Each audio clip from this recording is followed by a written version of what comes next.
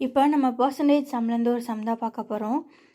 If the sum of 50% of a number and 85% of the same number is 202.5, then the 60% of that number is, அதான் கேட்டிருக்காங்க. இப்போ என்ன கேள்வினா, ஒரு number இருக்கான், அதோட 50% அதே நம்பரோட, ஏன்னா சேம் நம்பர், அதே நம்பரோட 85% ஆட் பண்ணால் உனக்கு என்ன வருமா? 202.5 வரும். Okay okay. இப்போ என்ன கேட்டிருக்காங்கன்னா, அதே நம்பரோட 60% என்ன அப்படின்னு கேட்டிருக்காங்க. பண்ணலாமா? ஓகே. ஸோ ஃபஸ்ட்டு அந்த நம்பர் யாருன்னே தெரியாது இல்லையா? அந்த நம்பரை நம்ம எக்ஸ்ன்னு வச்சுக்கலாம். 50% of the number, so 50% of x. சம்முன்னு கொடுத்துட்டாங்க, அதனால் plus 85% of the same number. 85% of the same number is 202.5. Okay, so இதை எப்படி எழுதிக்கலாம்?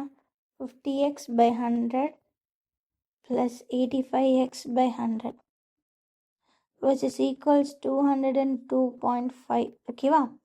ஓகே, இது ரெண்டையும் ஆட் பண்ணலாமா? 50 plus 85, அப்போ 135.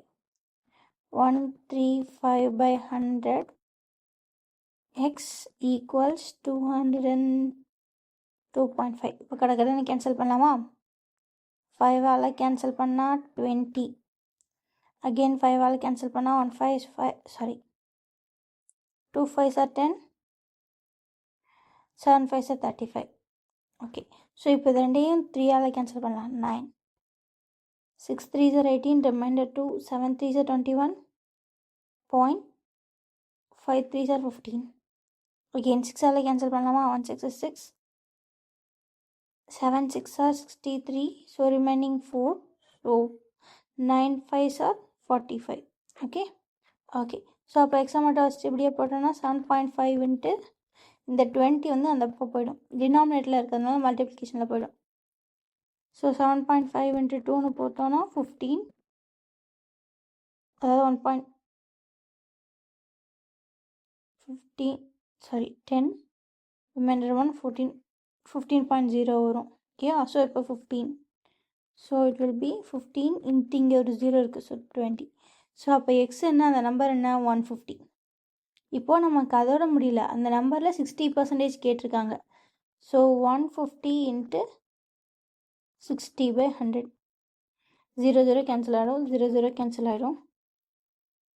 6 5s are 30, remaining 3, 1 6 is 6, 6 3s are 9. So அப்போ அந்த நம்பர் என்ன? 60% ஆஃப் த நம்பர் என்ன? 90. ஸோ 60% ஆஃப் த நம்பர் என்ன அப்படின்னா 90 தான் ஆன்சர். ஓகேவா?